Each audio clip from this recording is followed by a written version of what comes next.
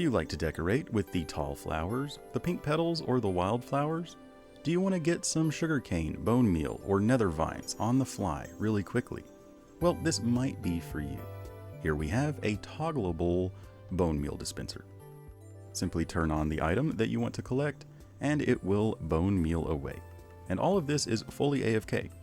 Even the special ones that require manual harvesting, you can just grab your sword and hold down your mine button with a rubber band or propping something against your mouse or controller. Now, is this the most efficient way to farm these things? No. But maybe there are times that you want sugarcane and bamboo really quickly and don't want to build a big farm and wait for them to grow. Or maybe you like to decorate with the 2 tall flowers or the pink petals. We can even build auto collection using some mud to automatically collect and store the items. At the most basic, we have a bone meal dispenser that's attached to the fastest clock. These blocks in the back do need to be either slabs or glass, because the first 2 dust never actually turn off. But we're just ticking a bone meal dispenser as fast as we can by using a subtraction mode comparator that is subtracting its own strength from itself. So this is perfect if you just want a single one of the flowers. But we could just extend this out if we wanted to get all of the types of flowers. Again, these back here do need to be slabs. The comparator needs to be on subtraction mode, and the first dispenser needs to be on the 3rd dust from the comparator, because the first 2 dust never actually turn off, even though it looks like they do. Building it this way can be nice if you want tons of all of the different types of flowers.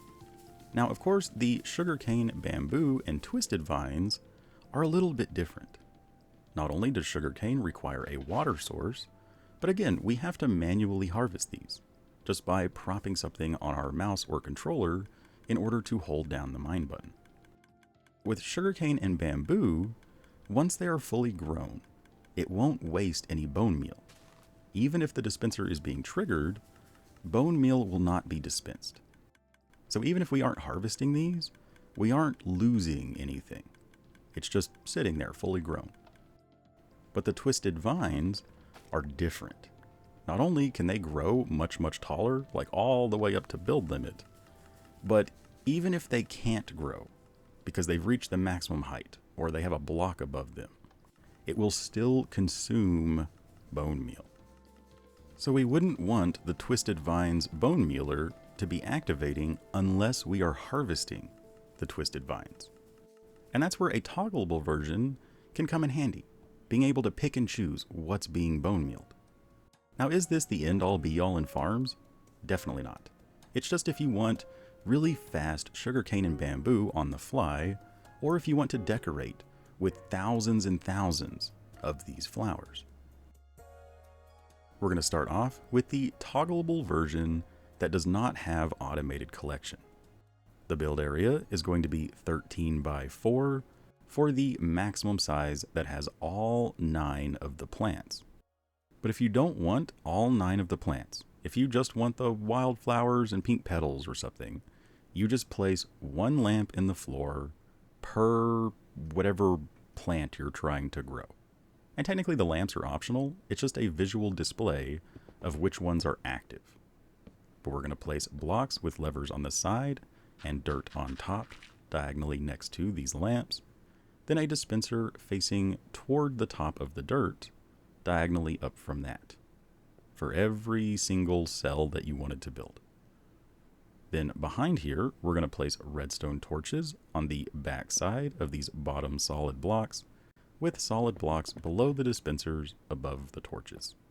Then another row of solid blocks behind the dispensers, and now we want upside down stairs on top of the dispensers so that we can still access to load in bone meal while blocking items from landing on top of the dispensers.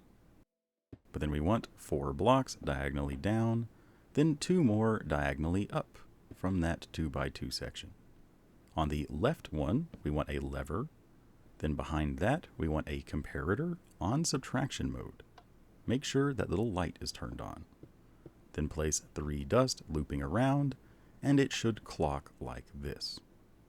Then we just want to run dust along the back behind all of the dispensers, and that's it for the redstone.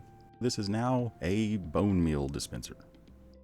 But for the sugarcane, we want to place that on the far end, because we need to hydrate the block that it's placed on. So we need a bucket of water next to the block that we want to place sugarcane. And we can make it look a little better by placing trapdoors to hold in the water.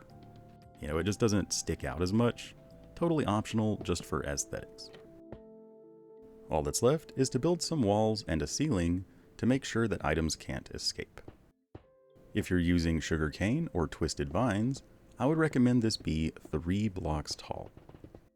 Because every time we bone meal a sugarcane, it will grow to the maximum height of 3 blocks. So you want to give it enough room so it can grow. Same way with the twisted vines, except that it will grow so quickly that we might want to extend the twisted vine section. We don't have to. 3 blocks tall would be totally fine.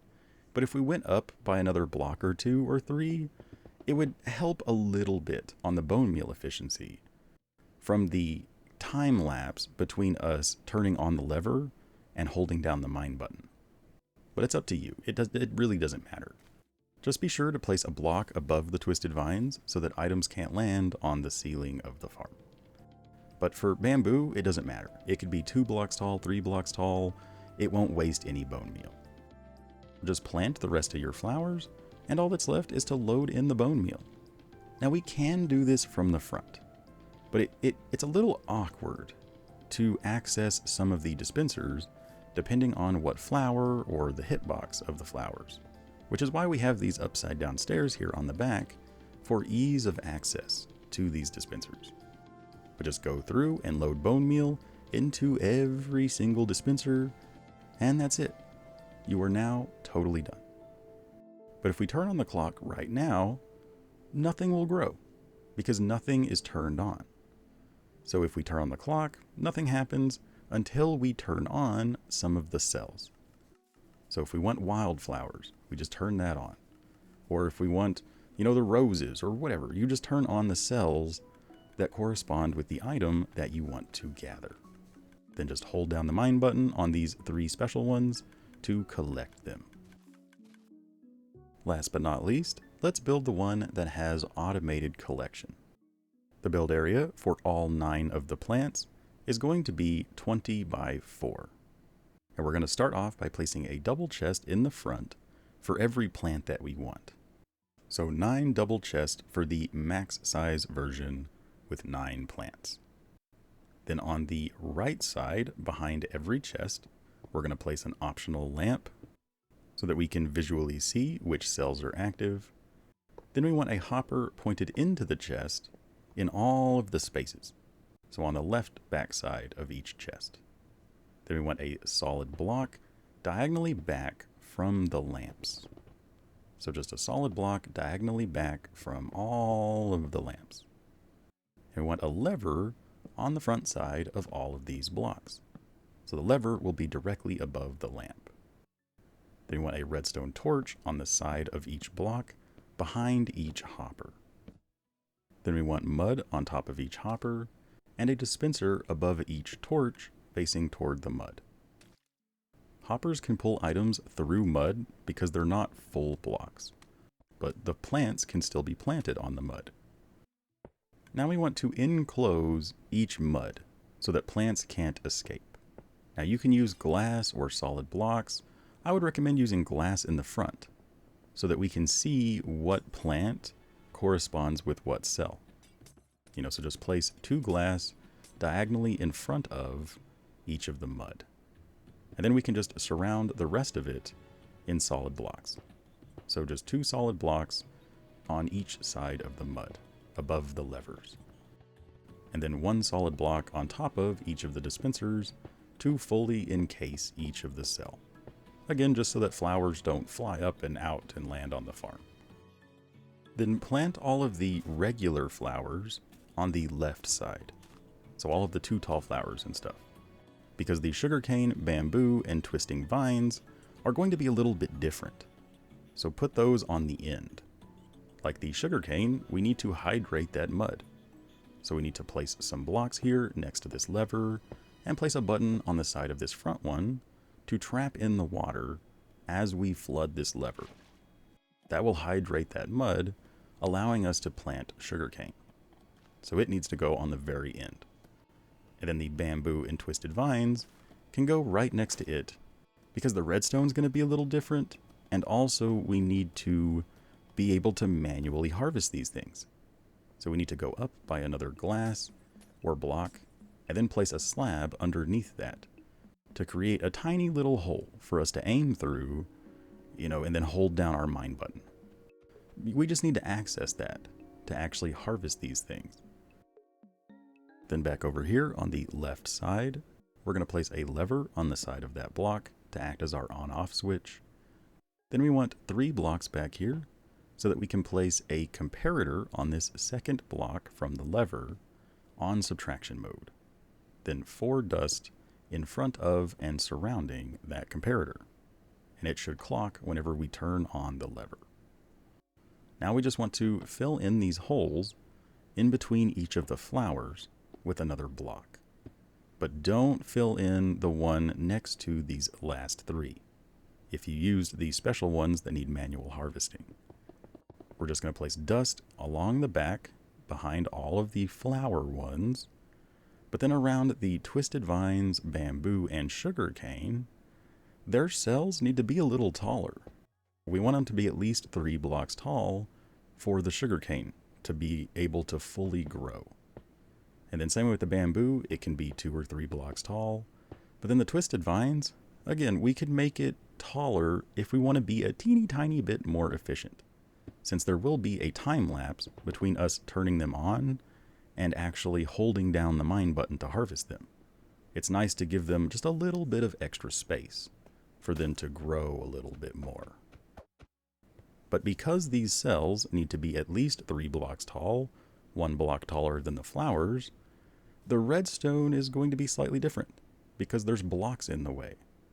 So we're going to place a block between the dispensers on these last 3, place a dust right here, then a repeater in this hole.